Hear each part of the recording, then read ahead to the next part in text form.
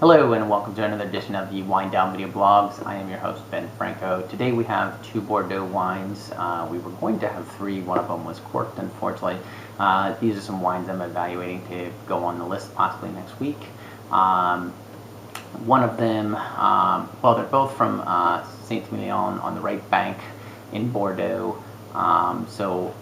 Really quick, just kind of show you on the map where we are at. So just looking at France, so we are on basically the eastern part, the western part of France, I apologize, western part. And then we are in Saint-Emilion on the right bank there in Bordeaux, so the right side of the river, normally Merlot dominated. So the first wine we have here is the Chateau de Goulimanson. So this is 75% Merlot, 25% Cabernet Franc.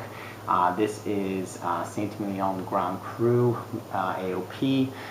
Don't let the Grand Cru fool you there. So this is just really an appellation, so it's a place, and they put the word Grand Cru in there. So it's kind of like kind of a fool you term. You just have to know that that's the place, not necessarily a Grand Cru wine. So Saint-Emilion Grand Cru is within Saint-Emilion. It just means that the wines have a longer aging time and elevated levels of alcohol. The second wine we are going to taste is from Saint-Emilion as well, but this is an appellation kind of a little bit right outside of Saint-Emilion. It's Saint-Emilion in Montage, so it's from Chateau Gachon. This is 70% Merlot, 20% Cabernet Franc, 10% Cabernet Sauvignon. Again, kind of they are neighboring actually appellations, so they're right next to each other. Very similar soil types and whatnot. So let's go through the first one, the Saint-Emilion Grand Cru. Let's take a look at the color there. So I don't know if you can see, very, very deep purple, heavy staining, heavy tears. Let's go through the nose real quick.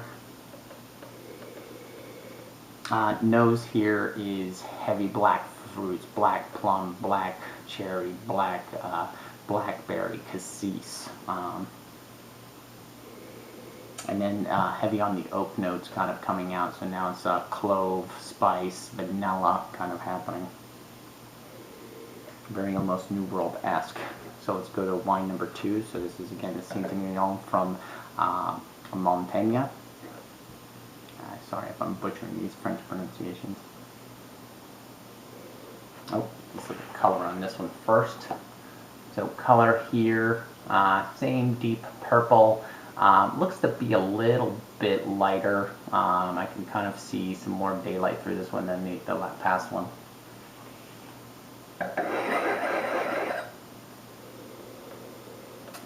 Nose here, still black fruit. The oak is not as dominant here, so here it's more black fruit, black plum.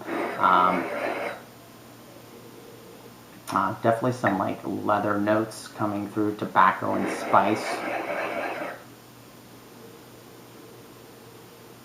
Definitely some like potted soil and earthy components happening in this wine. Let's go taste wine number 1.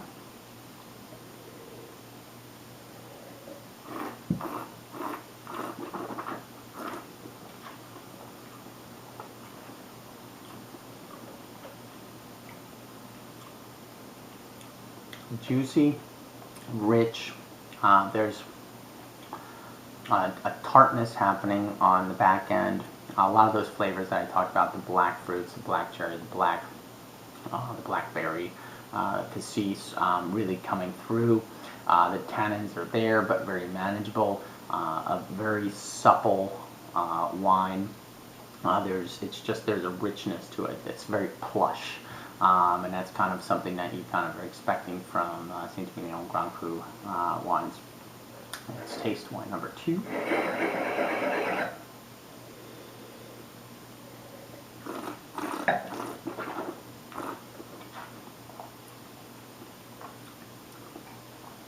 This wine's a little bit more austere, so there's it's It's not as tart, not as plush, not as rich and ripe. A lot of those notes are there. There is this earthy component to this wine. This is more traditional in style. This one's more New World in style. Both very, very interesting wines. I like to think I try to put myself in your positions. So I really believe I would select wine A, first wine, just because it has a little bit more of a richer, bolder New World style that I think more people will enjoy. So hopefully that was helpful, and maybe you'll see this wine on the menu very, very soon. All right, we'll see you next time on the Wine Down video blogs.